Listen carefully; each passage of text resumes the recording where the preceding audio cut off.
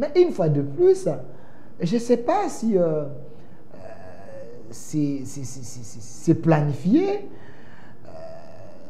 Il est allé accompagner des foules, mais il pouvait aller de manière un peu simple, aller présenter ses moyens de défense. Est-ce que c'était important qu'il soit accompagné des gens comme ça? Je suis journaliste, je sais fouiner. Ouais. Parce que vous avez cité l'UGF. Je peux avoir la photo de M. Gilles Alenguete, s'il vous plaît. Est-ce qu'on parle de lui? S'il vous plaît. Il ne faut pas nous sortir du sujet. Attendez. Ouais. Je l'ai appelé. Je l'ai dit à la télévision. J'ai appelé M. Jules. Il a pris le téléphone. On a parlé avec lui. Je lui ai posé la question. Vous êtes un vrai gendarme. Vous avez fait votre temps à l'UGF. Moutamba dit, il vous avait associé dans l'IGF pour que vous puissiez voir s'il n'y aura pas de fautes afin que la République ne perde pas. Monsieur Gilles Alenguete me dit ceci, je suis à la télévision.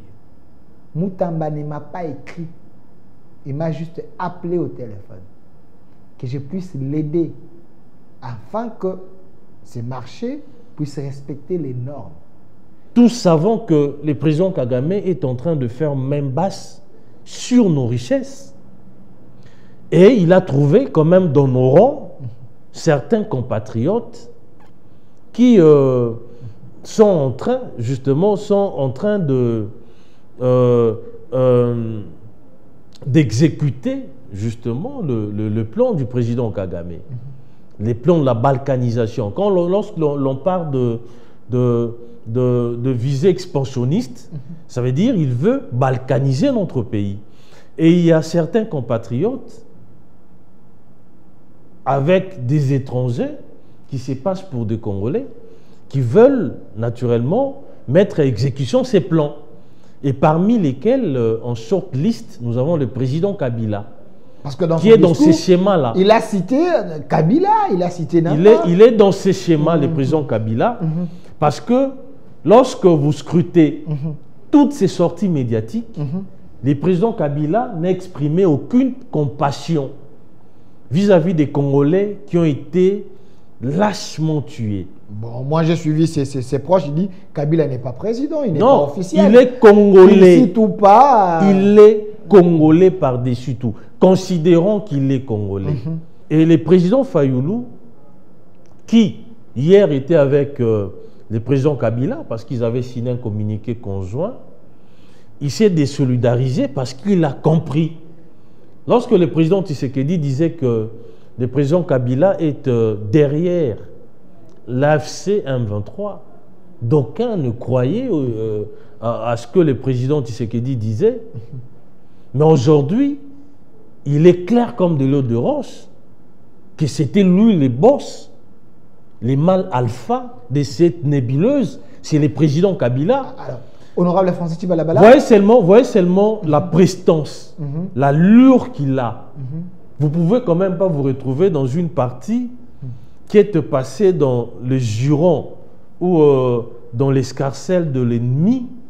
Vous comportez comme si c'est vous le patron, c'est vous le boss. Non. Puisque nous sommes tous Congolais, nous n'avons qu'une seule nation, la République démocratique du Congo, notre patrie.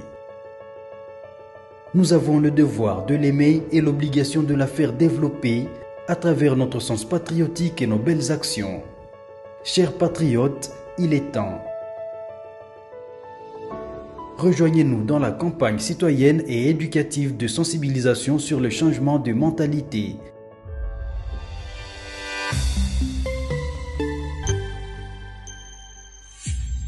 Zala, bon citoyen.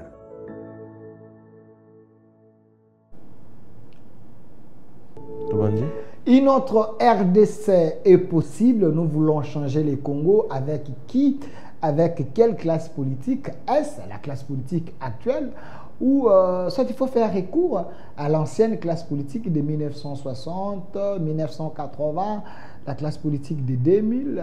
Parce qu'aujourd'hui, nous avons une classe politique constituée de personnes appelées comme imposteurs, remplies d'antivaleurs, selon plusieurs sources de la magistrature. Vous avez des Moutamba, vous avez des gens, et une classe politique un peu qui fait la honte selon plusieurs sources. Mais sur ces plateaux, Je ressors pour vous la personne qui m'avait exigé d'inviter, je précise bien, ça fait presque 6 jours, m'avait exigé de l'inviter encore. Lui s'appelle Honorable Francis Chibalabala, il est député national, élu de la circonscription de Tchangou, il est élu sur la liste de l'UDPS, il est ici avec nous, il fut l'ancien vice-président de l'Assemblée provinciale de Kinshasa, l'adjoint du professeur Godé Mpoy. Il est avec Godé Mpoy au Parlement, les deux sont députés nationaux. Alors, honorable Francis Chibalabala, soyez le bienvenu. Merci, messieurs les journalistes. Bonjour à nos téléspectateurs. Il y a des gens qui sont en train de nous suivre aux États-Unis. Maintenant, là, je pense qu'on est vers 7 heures.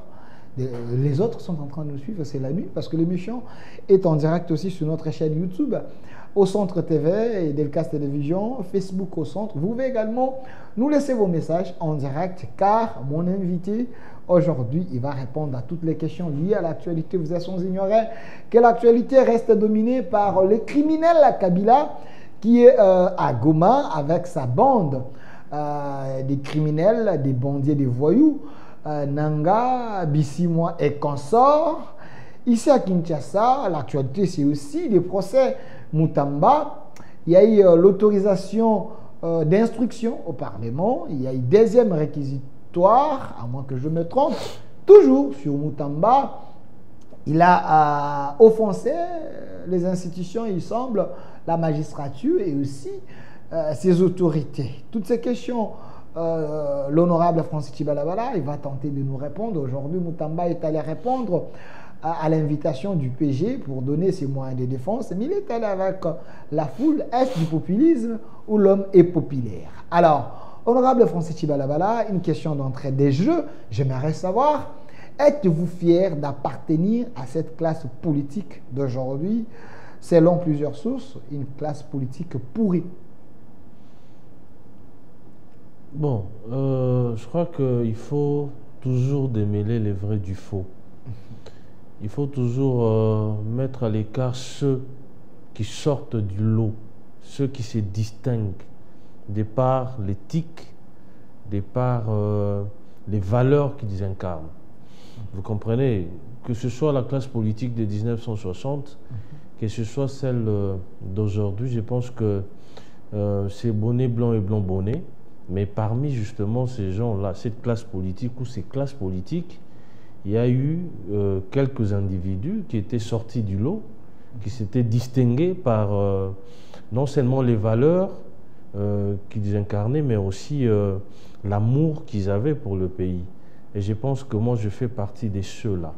Cette dernière catégorie des personnes, non seulement ils sont viscéralement attachés à leur pays, non seulement ils agissent selon l'éthique, selon les valeurs qui sont le mien, je parle de moi, mais aussi et surtout, ils sont prêts à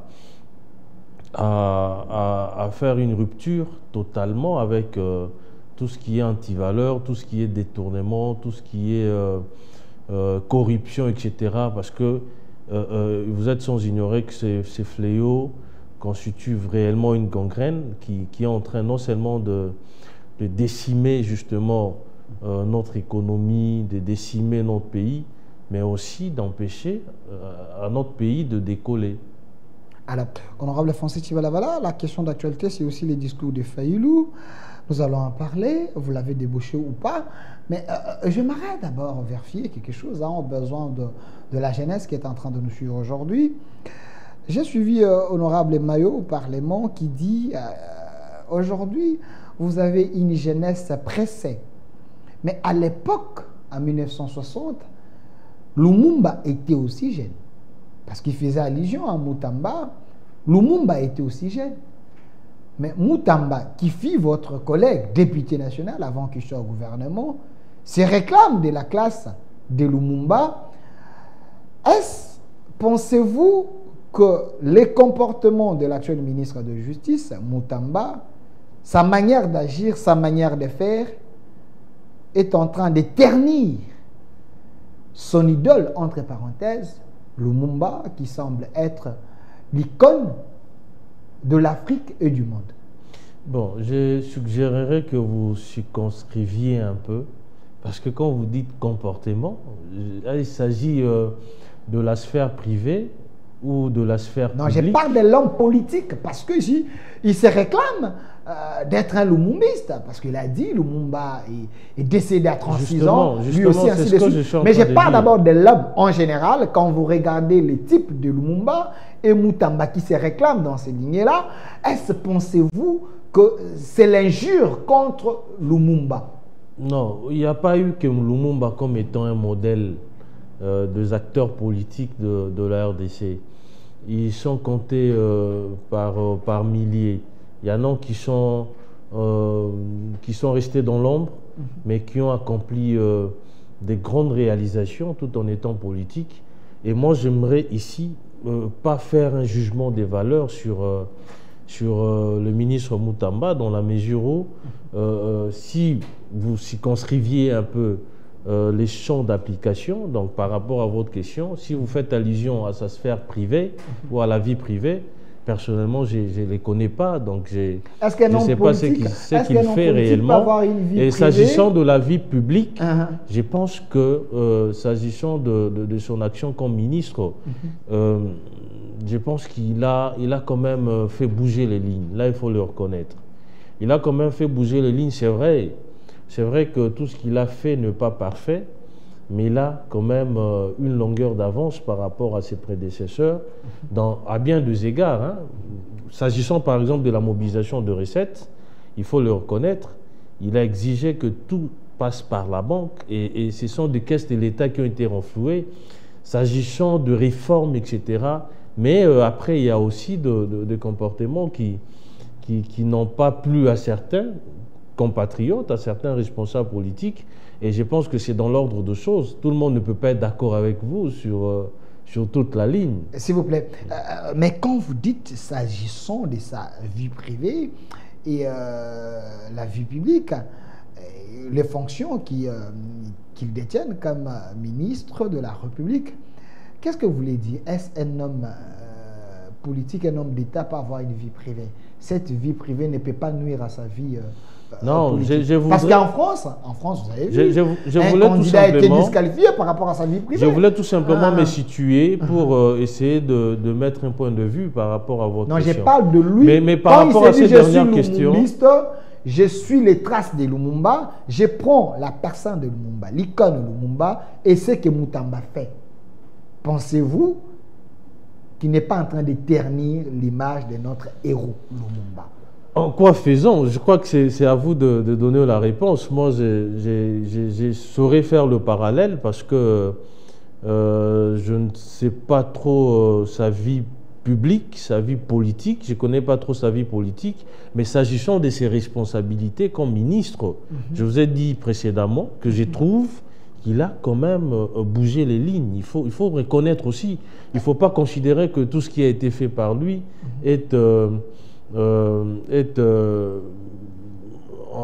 n'a pas atteint les seuils de l'acceptable. Il y a des actes qui ont été posés par lui qui ont aidé la République à aller de l'avant. Je vous ai parlé par exemple de la mobilisation de recettes. Je vous ai parlé de certaines réformes qu'il a amenées. Vous comprenez? Par exemple, les projets de loi sur les juridictions, le parquet financier, par exemple. Ça traînait déjà dans les tiroirs. Il semble qu'il a juste porté ses projets. Ça, c'est vous qui le dites, mais c'est lui qui est venu présenter. Il n'est pas le premier à initier. C'est lui qui est venu. C'est un porteur d'un projet. Non, mais écoutez, moi, je ne dis pas que tout ce qu'il a fait est parfait. Je ne dis pas que tout ce qu'il a fait a atteint les seuils de l'acceptable. Mais les quelques réalisations ont quand même marqué les esprits. Vous comprenez? Il y a eu aussi des écarts de langage, des écarts de conduite, etc., que nous condamnons tous. Mais ne voyons toujours pas les côtés négatifs des choses. Il faut aussi applaudir lorsqu'il y a des réalisations qui sautent aux yeux. Je ne veux pas que vous puissiez être victime du populisme de M. Moutamba, comme on les considère. Mais est-ce que le populisme est un péché? Laissez-moi terminer. Parce que j'entends les gens parler du populisme. Il ne c'est pas un péché. Laissez-moi terminer, parce qu'il n'est pas les premiers à avoir initié la bancarisation au ministère de la Justice, ça existait. Mais plutôt, il a amplifié des choses, mais il avait trouvé ça, pour votre information, allez vérifier. Mais, je veux vérifier quelque chose que je connais. J'ai allé vérifier, mais ça existait. Je n'ai pas dit le contraire. Tout ne se payait pas. Ici, je parle de la mobilisation de recettes. J'ai dit la bancarisation existe. C'est comme la loi. C'est comme les lois existent. Lorsqu'il y a un responsable politique qui vient faire en sorte que les lois soient respectées scrupuleusement, on doit mettre ça dans son crédit quand même. Alors, honorable Francis Chibalabala, j'aimerais que nous puissions être directs avec vous parce que vous dites que je puisse circonscrire les cadres pour parler un peu de M. le ministre Moutamba qui a lésé certains jeunes qui pensaient que Moutamba était parmi des modèles. Parce que, en suivant les rapports de la commission, vous êtes député national, les jours en question vous étiez au Parlement, quelle est votre analyse d'abord de ces rapports de la commission? Pensez-vous que c'était un rapport objectif? Je n'ai pas fait partie de la commission. Mais vous étiez là. Malheureusement, j'ai suivi les conclusions justement du rapport de la commission et j'avais eu aussi la chance d'écouter le ministre par rapport aux accusations qui pèsent contre lui. Et moi, je me suis fait quand même une opinion par rapport par rapport au dossier. Et si il m'est demandé, par exemple, de donner un point de vue par rapport à ce dossier, je suggérerais personnellement que je considère que par rapport aux actes posés par le ministre, il y a eu tout simplement un acte, une faute de gestion qu'on pouvait corriger administrativement. Il n'y avait pas l'intention de nuire. Non, vous savez, l'intention du détournement. Vous savez, l'intention, c'est parfois difficile. S'il vous plaît, quand la commission nous dit que le ministre a négocié le marché seul, vous voyez, en réalité, il fallait associer les ITPR. Et le ministre a négocié le marché qui était à 39 millions à 29 millions. De deux, le ministre a demandé qu'on paye au-delà de 30%. Donc, on a payé plus de 60%. Le ministre a donné la chance à une société qui n'a que 2 travailleurs. Est-ce que ne pensez-vous pas qu'en faisant tout ça, c'était déjà tout un chapelet de mauvaises actions? Au vu de la loi, au vu de la loi, on peut créer une société qui n'a que 2 personnes. Mais vous étiez au Parlement. C'est un rapport fouillé de la commission. Je ne vais pas entrer dans ces considérations-là. Tout ce que moi j'ai relevé, justement, de grief contre le ministre, j'ai mis ça dans les crédits d'une expérience. J'ai mis ça dans les crédits d'une personne qui n'est pas dans les dénis de la loi, mais dans la méconnaissance de certaines subtilités de loi qui existent. C'est comme ça que je trouve qu'il s'agit d'une faute de gestion qu'on pouvait corriger. Mais c'est grave. S'agissant de l'intention. C'est très grave. S'il vous plaît. Continuez. C'est mon point de vue. Mais c'est grave. Grave par rapport à quoi? C'est très grave. Par rapport à Parce qu'au début du gouvernement, au début du mandat, il y a eu ce qu'on appelle séminaire de renforcement des capacités. Attendez, séminaire de renforcement des capacités. S'il vous plaît. Ce qui veut dire, on les a tous encadrés, on les a dit, voici la voie à suivre, s'il y a ça. Ça s'est fait vous voulez me dire que Moutamba est moins intelligent, il n'avait pas capté ça? Ça s'est fait superficiellement. Un séminaire qui dure 72 heures, je pense qu'on n'aura pas vidé toute la matière. Comme je disais que ça pouvait être réglé administrativement, c'est-à-dire on pouvait demander à M. le ministre de recommencer la procédure, par exemple. Et lorsqu'il y a certains disent qui voulaient détourner de l'argent, etc., là où je trouve que ces accusations ne sont pas fondées, c'est lorsque on retrouve au dossier la lettre du ministre invitant l'IGF à veiller à ce que au décaissement de cet argent qui a été versé dans le compte nouvellement ouvert. Donc, vous voyez un peu, est-ce que quelqu'un qui veut voler va associer l'IGF, etc. C'est une question que je me pose. Hein, je risque de vous scandaliser. Qui reste sans réponse. Stoppez-vous là-bas. Ouais. Je risque de vous scandaliser. Ouais. Je suis journaliste. je sais fouiner. Ouais. Parce que vous avez cité l'UGF. Je peux avoir la photo de M. Gilles Alinguete, s'il vous plaît. Est-ce qu'on parle de lui? S'il vous plaît. Il ne faut pas nous sortir du sujet. Attendez. Ouais. Je l'ai appelé. Je l'ai dit à la télévision. J'ai appelé M. Jules. Il a pris le téléphone. On a parlé avec lui. Je lui ai posé la question. Vous êtes un vrai gendarme. Vous avez fait votre temps à l'UGF. Moutamba dit, il vous avait associé dans l'IGF pour que vous puissiez voir s'il n'y aura pas de fautes afin que la République ne perde pas. Monsieur Gilles Alinguete me dit ceci, je suis à la télévision. Moutamba ne m'a pas écrit, il m'a juste appelé au téléphone, que je puisse l'aider afin que ce marché puisse respecter les normes. J'ai envoyé mes inspecteurs. Vous avez répondu? Attendez. Ouais. J'ai envoyé mes inspecteurs. Ils sont allés pour l'aider. Et j'ai posé la question à M. Jules. Je suis à la télé. Coupez ça, vous pouvez l'envoyer si j'ai mot. Je lui ai posé la question. Vous avez envoyé vos inspecteurs. Est-ce que vos inspecteurs, ils n'ont pas vu que la prison que Moutamba voulait construire n'était pas sur la liste et repris au Conseil des ministres? Est-ce que vos inspecteurs n'ont pas vu que l'argent qu'on a déposé dans les comptes de cette entreprise, cet argent a dépassé plus de 30%? Est-ce que vos inspecteurs n'ont pas vu sur la liste que l'entreprise avait... Quelle a été sa réponse? Parce n'avait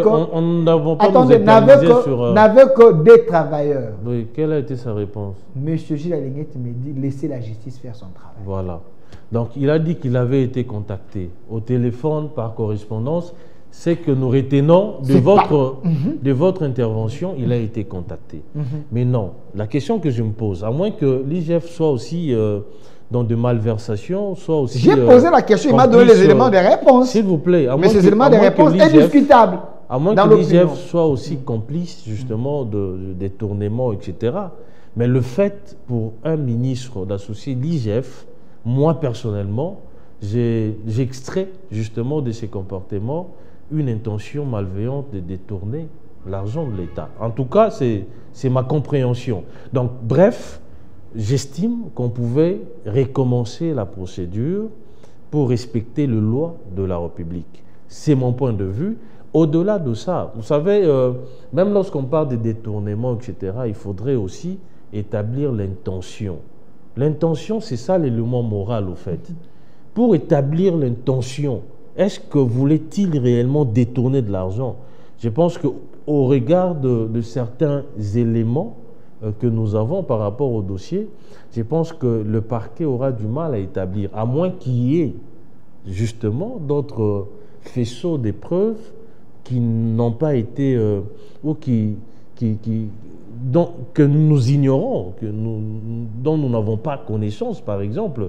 Parce que surtout que pendant cette phase, l'instruction est secrète et peut-être que le parquet a d'autres éléments que nous n'avons pas. Mais il y a un nom qui est cité, Willy Moucheni, qui a obtenu 250 000 $, selon les rapports de la commission.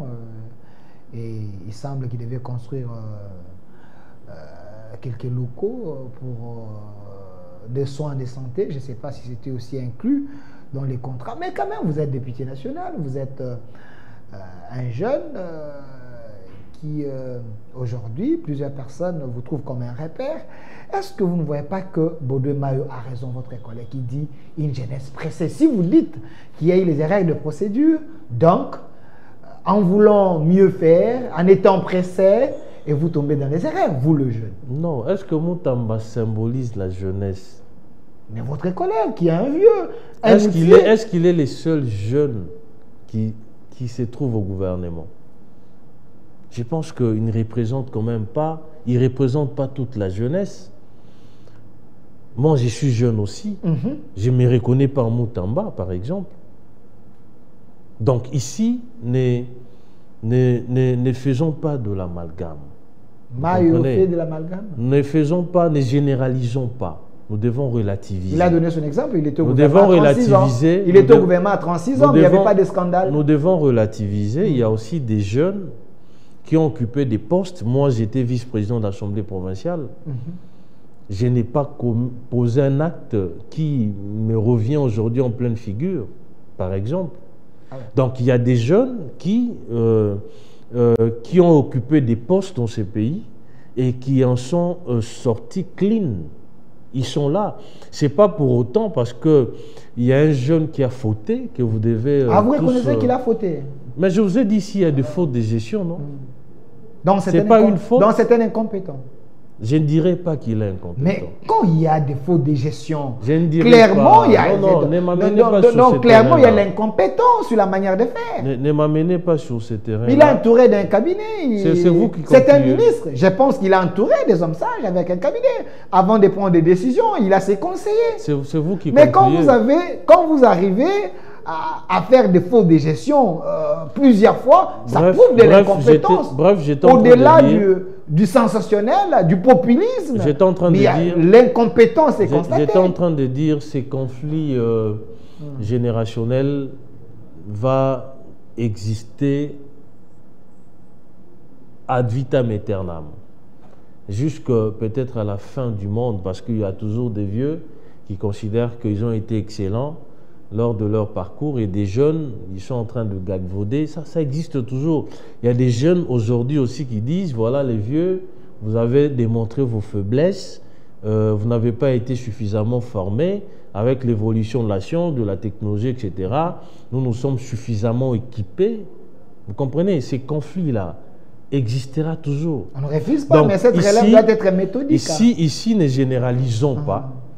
Il y a des jeunes qui, comme je l'ai dit précédemment, qui se sont distingués par leur manière de travailler. Alors, honorable Francis Tibalabala, nous avons tellement de sujets à parler avec vous. Il ne faut pas vous sentir trop coincé parce que je parle de votre collègue ancien député national, il est au gouvernement, il peut revenir s'il quitte le gouvernement. Mais quand même, aujourd'hui, il devait aller donner ses moyens de défense auprès du procureur général, si je peux avoir les images. Mais une fois de plus, je ne sais pas si c'est planifié. Il est allé accompagner des foules, mais il pouvait aller de manière un peu simple, aller présenter ses moyens de défense. Est-ce que c'était important qu'il soit accompagné des gens comme ça? Mais écoutez, vous savez, ce qui n'est pas interdit est permis. Ne soyons pas cette génération-là qui s'enferme dans l'hypocrisie, qui n'est pas sincère vis-à-vis d'elle-même. Une génération qui ne tire que à boulet rouge sur les autres, etc., par rapport aux actes posés par certaines personnes, alors qu'en réalité, ces comportements-là n'est pas réprimé par la loi, n'est pas interdit non plus. Il est, je crois, il est président d'un parti politique. Il est naturel que les sociétaires de son parti l'accompagnent. Est-ce qu'il est le premier? La question que je me pose. L'instruction est secrète. Est-il le premier à se faire accompagner d'une masse lorsqu'il est question de répondre à l'invitation du parquet ou au mandat de comparution? Ce n'est pas le premier. L'instruction est secrète. Oui, mais est-ce que tous ces gens ne vont pas entrer au bureau du procureur? Mais déjà, ça crée, moi, quelque chose dans l'opinion. Vous voyez, il faut pas. Vous savez, moi, j'ai suivi l'autre là, c'est qui? Pas Ségolène Royal, c'est lui qui était, celle qui était candidate Marine Le Pen. Lorsqu'il était en train d'être jugé tout récemment, il y a les sociétaires de son parti politique qui l'avaient accompagné. Ce n'est pas un péché, vous comprenez? Donc ici, n'en faisons pas tout un plat. Ce sont des choses qui arrivent. Il est président d'un parti politique. Les militants de son parti se sont résolus de l'accompagner. Est-ce que ça empêcherait au parquet de faire son travail? Alors, honorable Francis Tibalabala, vous êtes un homme de valeur, vous êtes un parent, vous êtes un modèle pour plusieurs. Je connais quand même votre témoignage parce que les gens nous appellent. Moi, je ne reçois pas n'importe qui. Mais quand vous voyez un jeune ministre qui a 37 ans, il est de notre génération, Mais c'est tenir devant les palais de la justice, parce qu'il y a un deuxième réquisitoire, le PJ a demandé, qui se présente là-bas pour d'autres faits. Il dit, ces gens-là, eux aussi, ils ont détourné. On appelle la première ministre devant lui, Karaba la sorcière. Il y avait des propos un peu outrageants.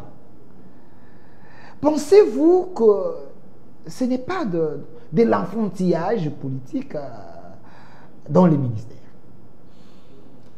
Voilà, là maintenant vous me ramenez sur un terrain que je suis en train d'éviter personnellement, parce que je ne veux pas ici... Vous êtes un homme des valeurs. Je ne veux pas ici faire de jugement des valeurs sur le ministre. Vous comprenez, chacun a sa manière de réfléchir, a sa manière d'agir. Ici, vous dites qu'il y a la foule qui a qualifié la première ministre de Karaba la sorcière. La sorcière. Est-ce que la foule, on contrôle la foule? Mais il était là, il pouvait recadrer des choses. Non, peut-être qu'il n'avait pas entendu. Il avait un micro, il y avait...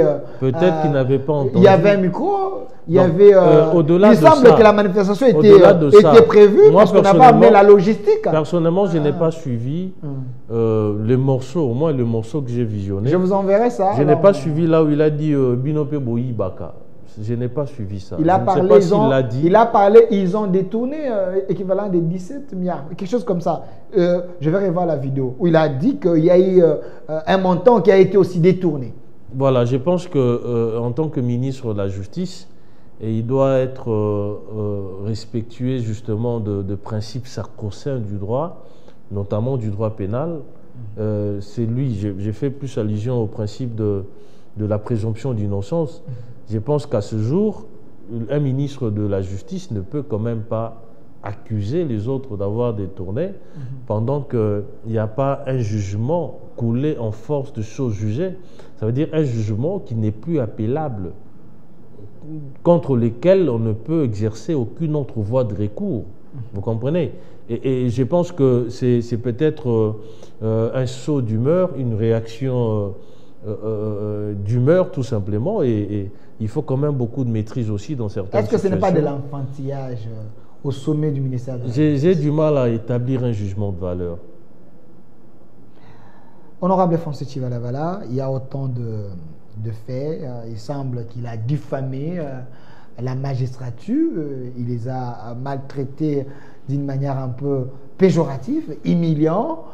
Je me rappelle d'un autre fait. Il y a l'ancien vice-ministre de la Justice, Maître Bernard Takaichi. Il a été arrêté sur base de l'injonction du ministre. Je vois encore la vidéo. Il dit son chien a senti l'odeur du détournement.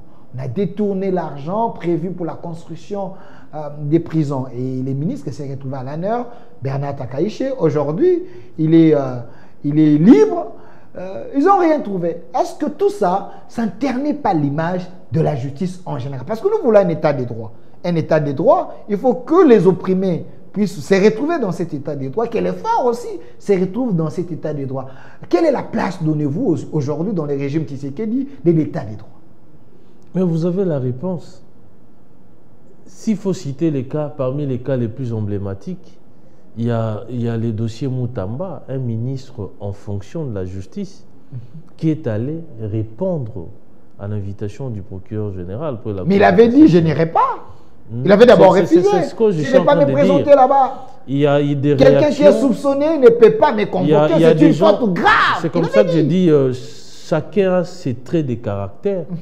Il y a des gens qui réfléchissent, qui réagissent de manière épidermique, après ils se ressaisissent.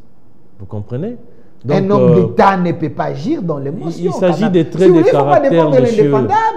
C'est un homme d'État. Il ne peut pas agir avec l'émotion. Est-ce que je l'ai applaudi? Je ne l'ai pas applaudi. Je suis tout simplement en train de vous dire que chacun a ses traits de caractère. Vous avez vos traits de caractère, j'ai le mien aussi. Chacun a sa manière de réagir par rapport à une situation. Je ne dis pas que c'est bien, mais le plus important ici, c'est de descendre sur terre. Il sait qu'il ne peut pas aller en guerre frontale avec la justice. Il en sortira perdant, tout simplement. Parce que la justice a tout le moyen pour les contraindre, justement. Quand il allait dire au PG Vondé, vous comprenez un peu? aller dire au PG Vonde. Il envoie des gens. Je crois que l'opinion il envoie des messages n'a pas comme besoin, ça, de manière brute. L'opinion n'a pas besoin que nous puissions débattre sur tout le mot sorti par le ministre. Nous parlons de valeurs. Je crois que restons dans la généralité. Dans le gouvernement. Parce que vous êtes ministrable, les gens m'en parlent. Restons dans le principe, restons dans la généralité. Je pense que ça va nous éviter des procès d'intention par rapport aux ministres et par rapport à certains acteurs politiques. Donc, c'est les cas les plus emblématiques, c'est parmi les cas les plus emblématiques, s'agissant de l'état de droit. Dans un état de droit, et les citoyens, donc tous les citoyens doivent être soumis à la loi. Donc, un ministre de la Justice est devant le magistrat. En ce moment, si il est en train d'être auditionné, cela prouve à suffisance que l'état de droit est plus enraciné du temps du président Tshisekedi que du temps lors de régime précédent. Est-ce que ça ne serait pas des procès cosmétiques? Parce que certaines personnes pensent que c'est juste pour maquiller un peu l'opinion face à ces vents du détournement. On nous parle de l'autre qui a les RSP, Miguel, il semblerait qu'il a aussi détourné 49 millions. On nous parle de F. Bazaïba, toujours il semblerait qu'elle a aussi détourné 33 millions. On nous parle de plusieurs projets sous votre régime. Vous êtes de l'UDPS. Autant de détournements, mais les gens réclament Kabila. Non, mais sous écoutez, Kabila, quand même, les choses étaient quand même bien fignolées. Écoutez, en tant que juriste, vous ne pouvez pas parler des détournements. Je proposerais que vous parlez de présomption de détournement. J'ai dit, il semblerait. Je n'ai pas confirmé. Voilà, quand vous êtes au conditionnel, je pense que restons aussi au conditionnel. Donc, vous savez, j'ai toujours soutenu que pour que l'on puisse te traiter des détourneurs, il faut qu'il y ait un jugement vous condamnant. Un jugement coulé en force de chose jugée. Je l'ai dit précédemment. Du moment qu'il n'y a pas un jugement qui vous condamne, on ne peut pas parler de détournement. Vous comprenez? Donc, nous, apparemment, nous ne voulons pas nous acclimater à l'état de droit. La présomption d'innocence fait partie des principes sacro-saints du droit. L'état de droit, ça ne veut pas dire que les lois doivent être appliquées selon les humeurs. Non. C'est que la loi n'a pas prévu, vous ne pouvez pas inventer la roue, inventer des choses. Restez dans les stricts de la loi. C'est cela aussi l'état de droit. Donc, après enquête, puisqu'il y a eu des soupçons, il y a eu des présomptions de détournements, etc., lorsque nous aurons en face de nous des jugements condamnants ces présumés auteurs des détournements, je crois que j'aurai la faiblesse de dire que réellement tel ou tel autre a réellement détourné. Alors, merci. Les gens sont en train de nous suivre en direct sur notre chaîne YouTube au Centre Télévision. L'émission est là. Parlons de ce qui est encore plus important, les discours de Martin Fayulu. Martin Fayulu a parlé. Mais cette fois-ci, il semble qu'il a été débauché par son frère, Félix Tshisekedi, selon ce qui s'est dit dans les réseaux sociaux. Vous êtes député national, l'opposant de votre autorité morale, autorité de référence du parti UDPS et président de la République, tend la main à Tshisekedi. Il demande de voir le président Tshisekedi enfin qu'on puisse décrisper la situation, trouver les solutions aux problèmes du Congo. Pensez-vous que son appel est sérieux, son appel est sincère, ou c'est un émissaire de Kabila auprès de Tshisekedi? Moi, je pense qu'en politique, il n'y a pas des enfants des cœurs. En politique, la politique, c'est un monde qui est régi par les intérêts politiques. En politique, il y a plus des intérêts qui comptent que d'autres considérations. Je pense que le président Fayulu, quand j'ai dit président, c'est parce qu'il est président de l'ECID. Hein. Il faut pas ici créer de l'ambiguïté tout simplement par rapport à ces qualificatifs. Le président Fayulu a pris la mesure de la situation. il a tout simplement compris, parce que quand le président de la République avait tendu la main à ses compatriotes de l'opposition, de la société civile et même de sa famille politique, certains n'avaient pas voulu prendre n'avaient pas saisi la balle au bon. Vous comprenez? Et aujourd'hui qu'il se rétracte, moi je trouve que c'est un peu tardif, mais c'est important. C'est très important. Nous avons besoin d'une union sacrée des Congolais. Nous voulons faire bloc autour du président de la République. Nous voulons nous aligner au narratif officiel et aux intérêts des Congolais. Et le président Fayulu a compris la chose et voilà, il a tendu la main. Cette main a été reçue tout de suite par le chef de l'État avec empressement.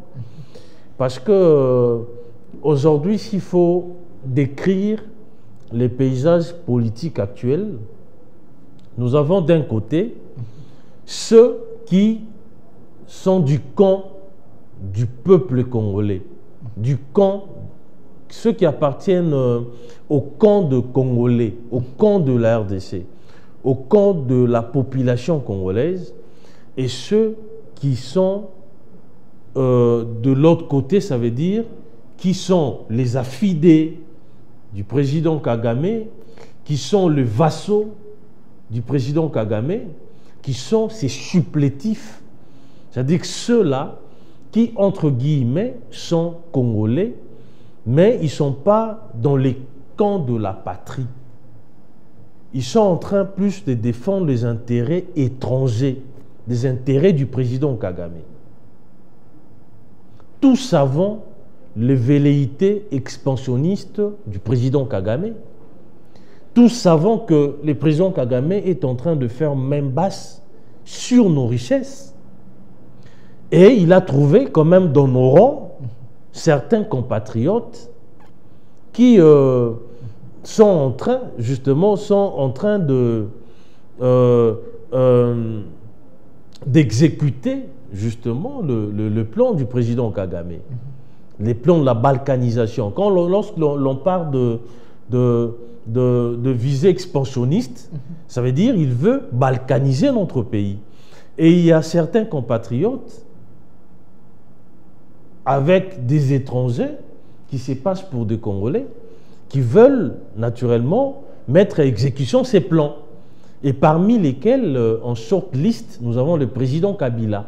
Parce que dans qui est dans ces schémas-là. Il a cité Kabila, il a cité Nana. Il est dans ces schémas, le président Kabila, parce que lorsque vous scrutez toutes ces sorties médiatiques, le président Kabila n'a exprimé aucune compassion vis-à-vis des Congolais qui ont été lâchement tués. Bon, moi j'ai suivi ses proches, il dit Kabila n'est pas président, il n'est pas officiel. Il est congolais. Il cite ou pas. Il est congolais par-dessus tout. Considérons qu'il est congolais. Lorsque nous nous sentons concernés par la situation qui se passe dans la partie orientale de notre pays, est-ce que je suis président de la République? Je suis tout simplement congolais. Et ceux qui sont en train de tomber tous les jours, ce sont nos compatriotes. Donc, la situation de la partie orientale doit nous préoccuper tous, sans exception aucune, au plus haut point.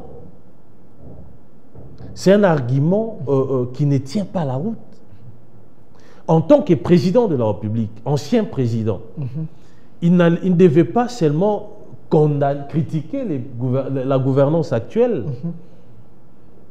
il devait aussi condamner la boucherie qu'il y a eu à Goma, des exactions qui se passent dans la partie orientale. Mais il a botté en touche justement tout cela.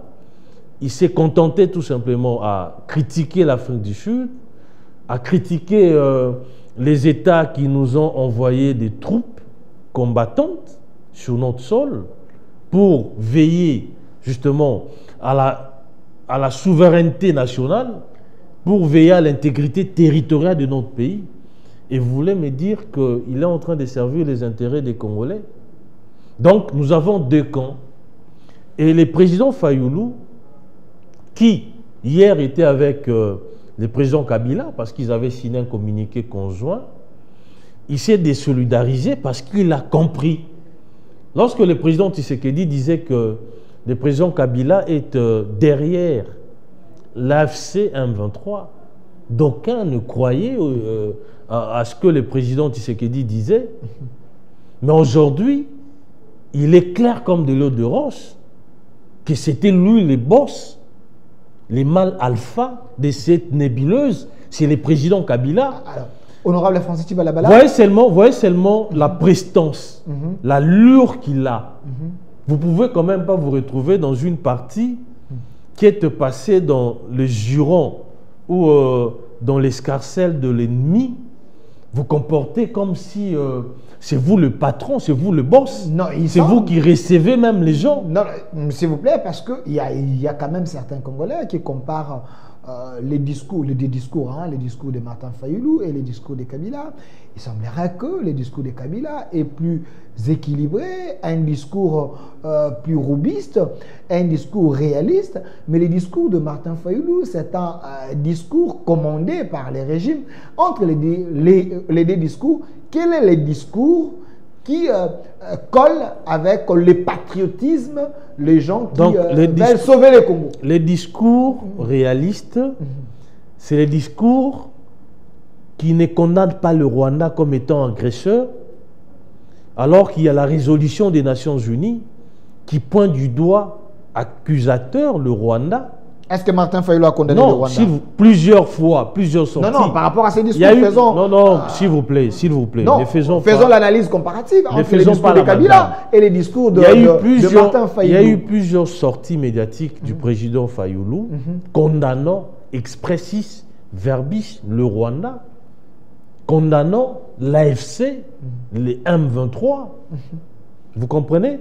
Mais aucune condamnation de la part du PPRD et de la part de son chef de file, qui est le président Kabila. Aucune, alors aucune.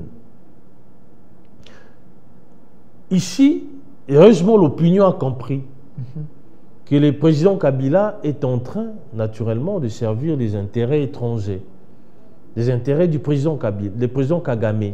C'est ce que vous pensez. Vous savez, c'est ce que vous pensez, mais pas l'opinion, il ne faut pas mélanger cette opinion. Un discours robuste, c'est celui qui ne condamne pas l'agression rwandaise, c'est celui qui n'exprime aucune compassion vis-à-vis de nos populations. Je pense que c'est un discours que j'ai considéré comme étant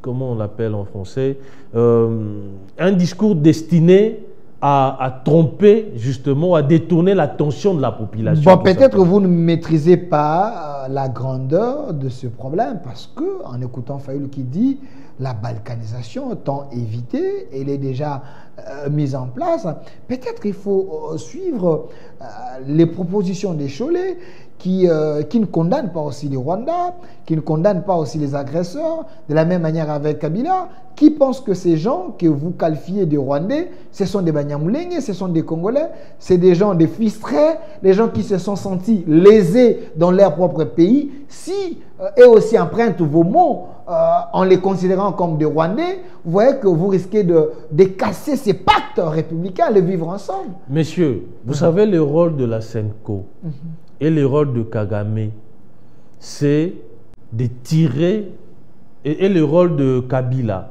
c'est de tirer le président Kagame de la situation dans laquelle il se trouve actuellement. Ils veulent montrer à la face du monde que la situation de la partie orientale est une situation congolo-congolaise, pour les tirer d'affaire, tout simplement, le président Kagame.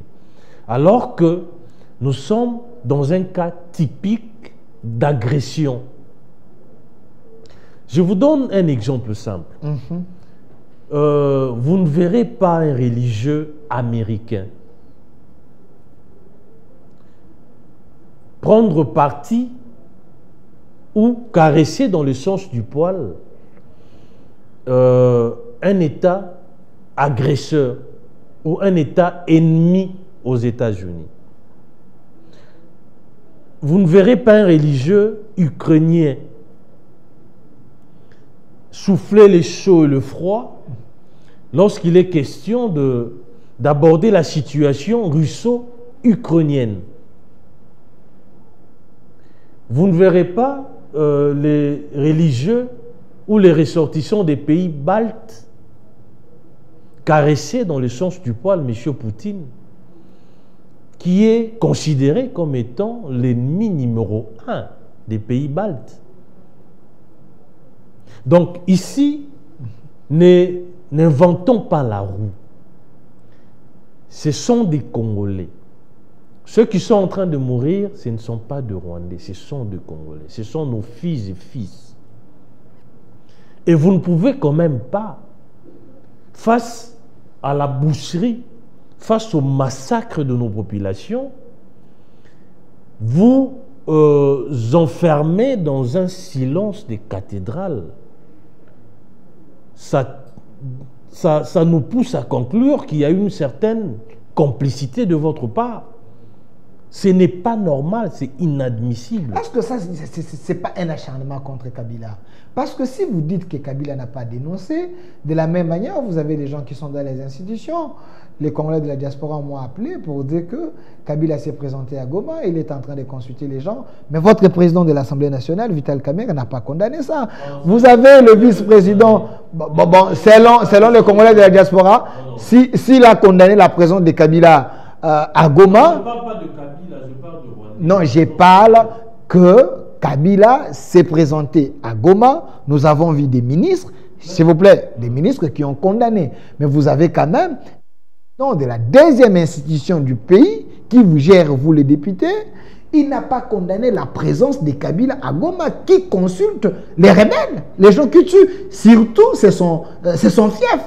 Là, les gens se posent des questions. Vous avez également l'autre deuxième vice-président au Sénat, Bati du coin. Lui aussi, il semblerait, il n'a pas condamné. Donc, les deux là, vous ne les citez pas. Et Kabila, et lui, vous pensez que c'est le diable? Est-ce que ce n'est pas les deux poids, deux mesures? Parce qu'ils sont avec nous, ils sont payés par l'argent de l'État. Ne faisons pas du...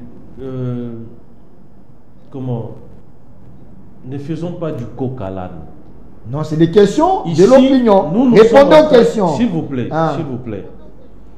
Nous ne sommes pas en train de condamner la présence de Kabila à Goma. Mais vous dites que c'est lui le patron. Nous considérons que c'est dans l'ordre des choses. Vous dites que c'est lui le patron. Kabila est allé reprendre justement, reprendre son pouvoir. Alors, au lieu de condamner le Rwanda, commencez par Kabila qui était avec vous. Vous citez Kagame, mais le vôtre, que vous pensez qu'il était ça, il est là, vous ne le condamnez pas. On ne condamne pas qui? Non, j'ai dit, si vous dites que Kamerhe et Bat, ils ont condamné Kagame, oui, on comprend. Mais présentement, là, la personne que vous, l'UDPS, vous dites qu'il a pris l'engagement, il est maintenant le patron, c'est Kabila. Il est là-bas avec les gens qui ont tué des Congolais. Mais pourquoi eux ne condamnent pas? C'est la question de l'opinion. Est-ce que vous ne connaissez pas leur bureau pour aller leur... Mais vous êtes député national. Ah, donc j'ai agi. Vous portez la voix du peuple. Vous portez la voix de l'opinion. Je suis condamné à suivre tous leurs faits et gestes. Non, j'ai dit, quand j'ai annoncé que je vous reçois, les Congolais de la diaspora, ils m'ont demandé de vous poser cette question. Comme député national, vous pouvez aussi sensibiliser quelqu'un de l'UNC. C'est votre président. Recevez quelqu'un de l'UNC, posez-lui la question. Il y a l'ambiguïté. Recevez quelqu'un du cabinet des personnes que vous avez citées ici. Kamerhe et Bati. Posez-lui ou posez-leur la question. Recevez leurs membres de cabinet. Je pense que moi, je n'ai pas qualité pour parler des choses qui ne me concernent pas, qui les concernent. Donc ici, tous les Congolais ont vu cela d'un très mauvais œil. Justement, la présence... Sauf Kamerhe et Bati, selon le Congolais de la diaspora. Nous n'avons pas été surpris par la présence du président Kabila parce que nous savions déjà qu'il en était les patrons, qu'il en était le mâle alpha. C'est lui qui en donnait les leads.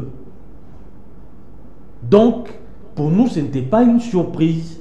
Et le fait, pour le président Tshisekedi, de l'accuser comme étant le patron de l'AFC, il n'avait pas d'autre choix que de se manifester, tout simplement. Honorable Francis Tshibala. Et j'aimerais ici informer l'opinion, parce que dans une des émissions, j'avais essayé de dévoiler les intentions justement du Rwanda.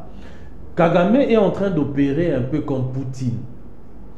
Il a commencé par justifier la présence sur notre sol par la stigmatisation d'une minorité rwandophone. Après, il a évoqué d'autres raisons que les FDLR, je crois, sont en train de constituer un danger existentiel pour la sécurité du Rwanda. Vous comprenez?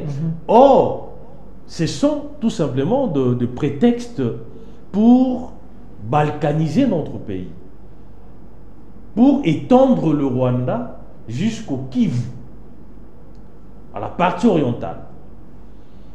Et le président Kabila est en train de mettre à exécution ses plans.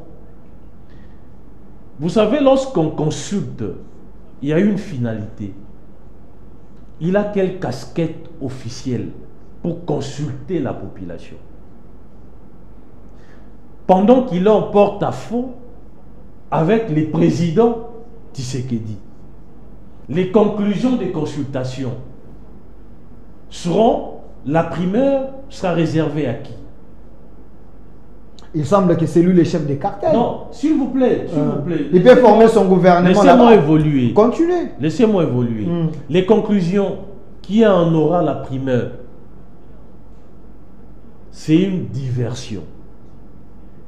Kabila est en train de consulter la population qui vit en réalité, tout simplement pour, dans le jour qui vienne, il va vous dire, voilà, après avoir consulté les forces vives, etc., la population, celle-ci voudrait se détacher de la RDC. C'est ça le schéma. Lorsque la Russie avait annexé la Crimée, c'était ça les discours. Oh, la communauté russophone est marginalisée, etc. C'est ces dangers existentiels aussi que les pays baltes sont en train de redouter. C'est les schémas de Poutine. La Géorgie, etc.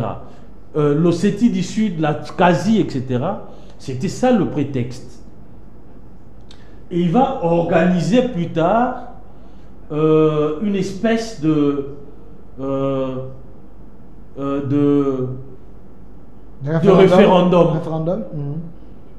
Ils vont vous dire, voilà, la population, dans sa majorité, a décidé de se détacher de la RDC pour que nous devenions un État indépendant. C'est ça le schéma. Et là, je pense que l'histoire ne pardonnera pas des gens comme des Minakou et consorts. Et j'ai l'impression... Malheureusement pour lui, s'il vous plaît, je voudrais citer, malheureusement pour lui, il a en face de lui un président qui est un fin diplomate, un président qui est clairvoyant, qui ne voit pas seulement le bout de son nez, un président qui a anticipé ses manœuvres, un président qui constitue aujourd'hui, je parle du président Tshisekedi, qui s'est érigé en mur, que Kabila ne saura ni contourner ni escalader. Donc ses plans sera voué à l'échec. J'ai l'impression que vous minimisez votre adversaire parce que vous faites confiance à ces deals entre les États-Unis et la RDC, mais j'aimerais quand même revenir sur ça parce que c'est important. Est-ce que vous ne pensez pas que Nanga avait raison quand Nanga disait que là où Tshisekedi travaille, je suis avec eux. Dans sa chambre, je suis avec lui. Partout il part, je suis avec lui. Dans le gouvernement, je suis avec lui. Mais les gens pensent qu'il est entouré de traîtres. Il y a certaines personnes, je ne confirme pas, mais ils citent Kamere, Bahati et consorts comme des gens qui font le double jeu, les imposteurs, qui ils agissent avec une malunité un peu compliquée, mais parce qu'aujourd'hui, les gens quand même s'interrogent. Hein? Kabila, il est là-bas, ces deux-là, ces anciens collaborateurs, ne dénoncent pas.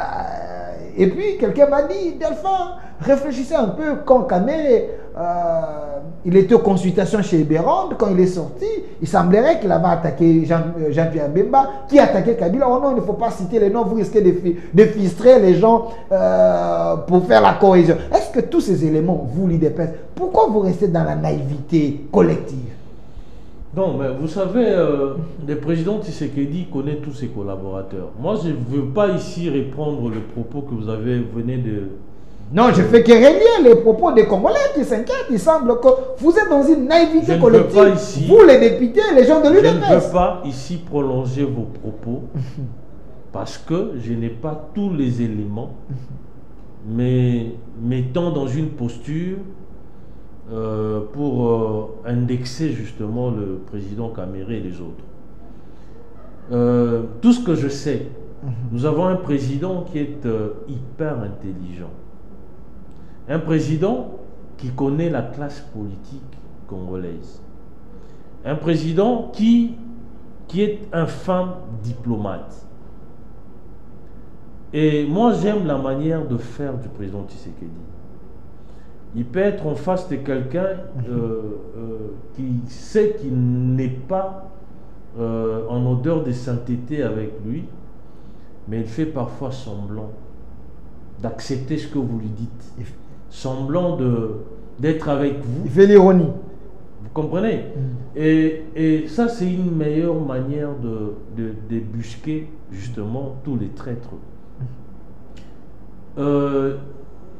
L'évolution des choses nous ont permis de connaître certaines personnes. Dans le masque était tombé, s'agissant de certaines personnes qui nous donnaient l'impression d'être viscéralement attachés à notre pays, qui nous donnaient l'impression d'être fidèles au chef de l'État. Et les événements de l'Est, naturellement, ont fait que nous puissions le démasquer. Et le président Tshisekedi, ayant pris la mesure de la situation, je pense qu'il a les plans A, les plans B et les plans C pour contourner justement ses compatriotes qui, en réalité, sont passés à l'ennemi, mais ils continuent à faire semblant qu'ils sont du côté de la République. Donc, vous confirmez l'opinion qui a envoyé ces questions, que vous n'êtes pas distrait, vous savez ce que vous êtes en train de faire. Non, mais aujourd'hui, le président Kabila et ses affidés sont en difficulté parce que nous savions ce qu'ils faisaient. Okay. Nous ne sommes pas aussi dupes que ça. Nous ne sommes pas aussi naïfs que ça. Vous comprenez? Donc, les stratégies sont mises en place. Des décisions sont prises pour naturellement bypasser tout le plan funeste contre notre pays. Merci. Nous chutons avec vous, chers Congolais. L'émission est en direct sur notre chaîne YouTube au Centre TV. Abonnez-vous et laissez vos commentaires. Laissez vos commentaires surtout. Honorable Francis Chibalabala, il est député national élu sur la liste de l'UDPS. Il est ici avec nous. La dernière question, je ne vais pas avoir, M. Bondi, je ne vais pas avoir la photo de Donald Trump. J'aimerais bien parler de ces dits-là parce que j'ai suivi certaines personnes en disant oui, ça y est, les États-Unis, ils ont signé, les congrès américains, ils ont accepté 500 millions de dollars. On a même réparti ça, 300 millions, ça serait dans un compte secret, 200 millions, chaque année on aura 40 millions. Donc le développement de la RDC sera au rendez-vous. Mais j'aimerais savoir, est-ce vrai ou c'était de fake news? Est-ce que les États-Unis est avec nous? Si les États-Unis a signé réellement avec nous, pensez-vous que les États-Unis vont imposer la paix à l'Est? Kabila va quitter parce que les États-Unis ont signé avec les RDC? Non, je pense que tout le monde, tous les États du monde savent que les États-Unis sont une première puissance militaire. Ça veut dire quoi? S'il vous plaît. Continue. Tout le monde sait que les États-Unis a les soft power, a les hard power. Et cette puissance qui représente les États-Unis, une fois nous sommes en deal avec eux, ça sera aussi une sécurité que nous allons bénéficier de la part des États-Unis. La RDC fait l'objet de la convoitise des États voisins et des grandes puissances. Les scandales géologiques que nous avons, naturellement, attisent les convoitises de certains États.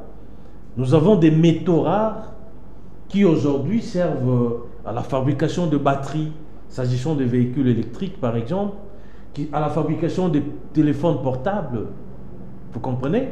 Nous avons des minerais qui servent justement à la fabrication des armes à destruction massive. Et nous sommes aujourd'hui dans un monde où nous assistons pratiquement à la force, au diktat du plus fort. Un monde où on assiste à une prolifération des armes. Chaque État, pour sa sécurité, est en train d'en produire en quantité. Nous assistons à la prolifération des armes et les matières qui servent à la fabrication de ces armes-là se trouvent en RDC, d'où justement l'instabilité que nous observons dans la partie orientale. D'où justement cette création de zones de non-droit pour que ces États-là, qui sous-traitent le Rwanda, etc., puissent faire main basse sur nos richesses, aux fins, naturellement, de les utiliser. Donc, en signant avec les États-Unis, les zones où il y a les minéraux en abondance, c'est l'Est, là où il y a les rebelles, là où il y a les Kabila, les Nanga et les autres.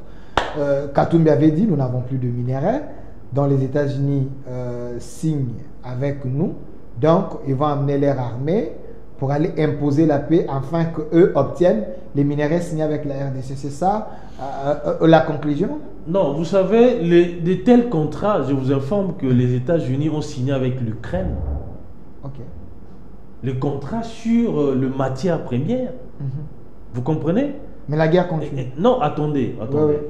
Vous savez, l'avantage, c'est que les zones qui seront occupées par les Américains seront en sécurité. Quel est cet État qui s'hasarderait à attaquer l'Ukraine pendant que les militaires, les marouches américains, ils sont? Donc, c'est ça la stratégie ici, de la stratégie. Vous avez signé... Non, la stratégie, nous voulons d'abord, premièrement, que ceux qui veulent nos minerais passent par la porte et non par la fenêtre. Vous n'avez pas répondu à ma question. Premièrement. Katumbi dit nous n'avons plus de minerais. Donc les minerais se trouvent à l'est. Katumbi a donc le secret est que les États-Unis vont imposer la guerre ou soit la puissance à l'est pour chasser ces gens-là pour que nous puissions avoir la paix, c'est ça?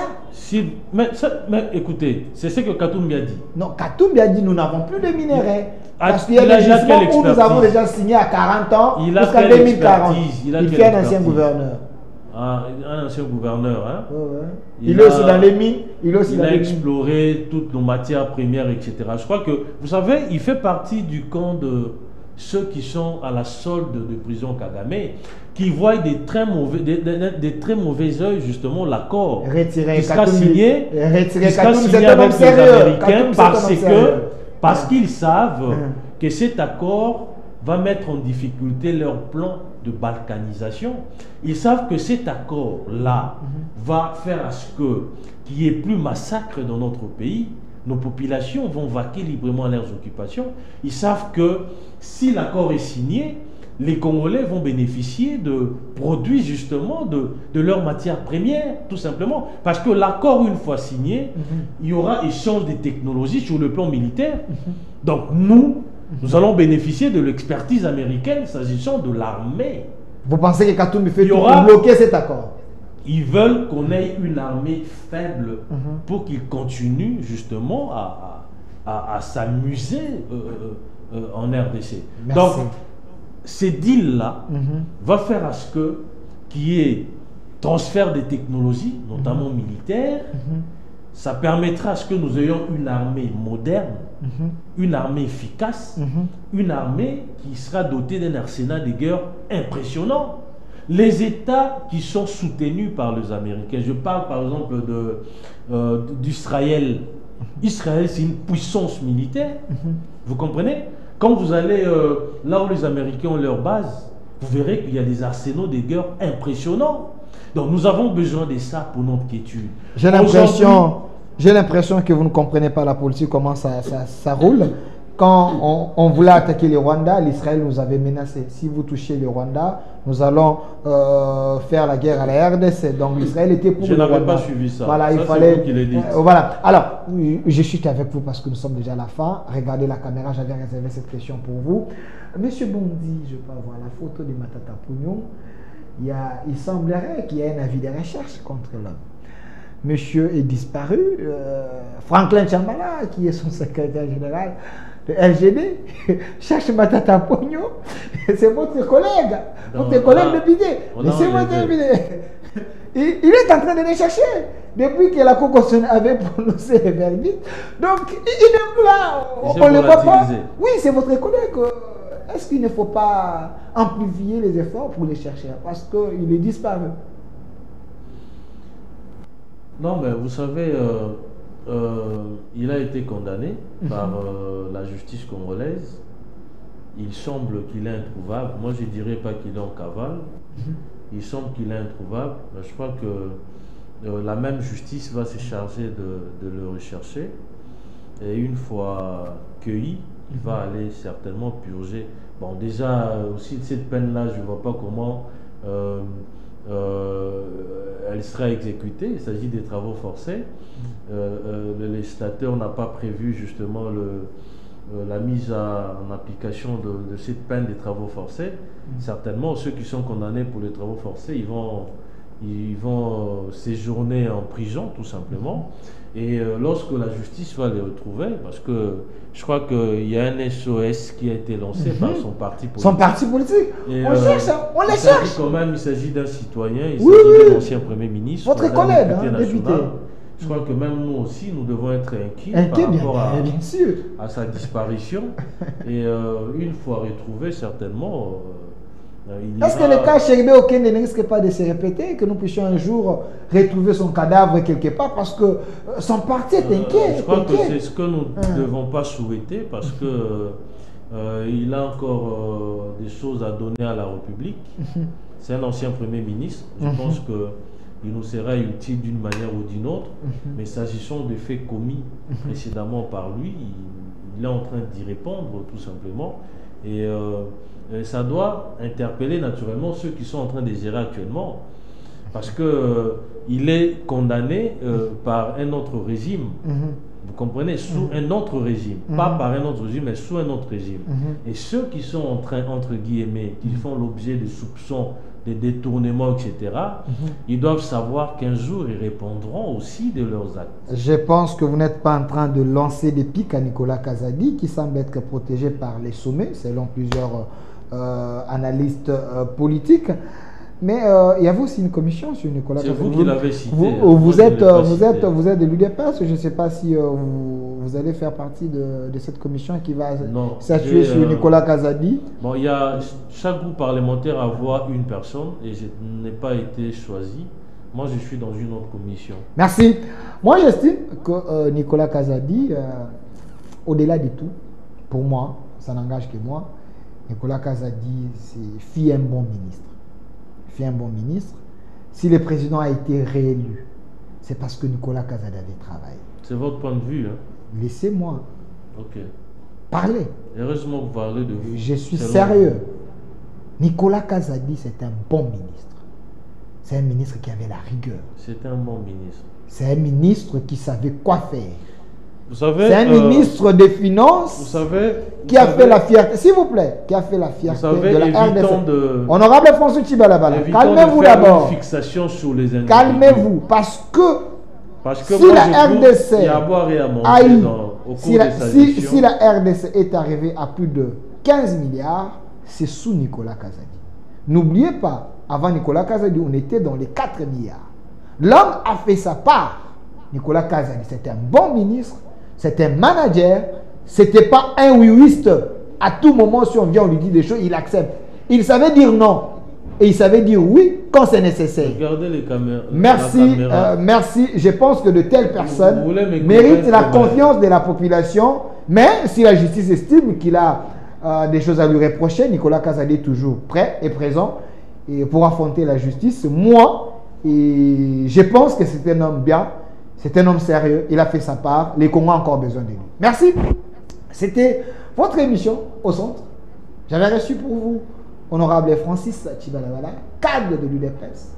Malgré jusqu'aujourd'hui, il est toujours sur les bancs des touches. On ne sait pas l'utiliser. Je ne sais pas pourquoi, mais c'est un homme intelligent. Il est ministrable. Vous m'avez dit, d'enfant, pourquoi on ne les nomme pas? Bon, peut-être que son marabout ne travaille pas bien. Honorable Francis Tchibalabala, merci. Nous n'avons que Dieu. Merci. Je crois que le temps de Dieu n'est pas encore arrivé, ça finira par venir. Les paniers sur qu'il encore. Ouais. Merci d'avoir répondu à notre invitation. Merci également à l'équipe qui m'a accompagné. C'était un pasteur? Vous êtes un pasteur? Pardon?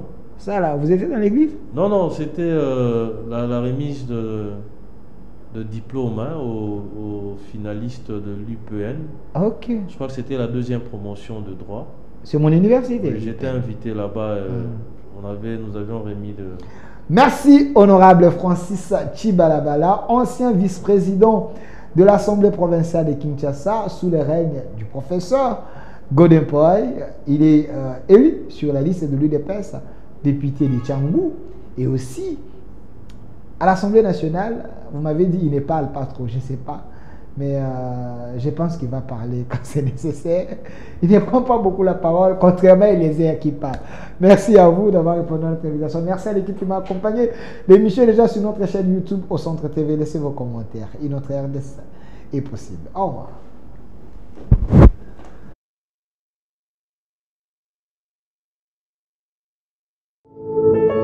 Puisque nous sommes tous Congolais, nous n'avons qu'une seule nation, la République démocratique du Congo, notre patrie.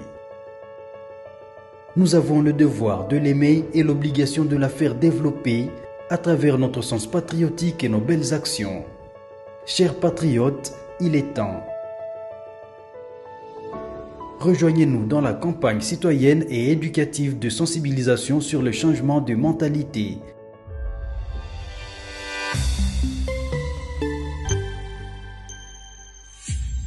Zala bon citoyen.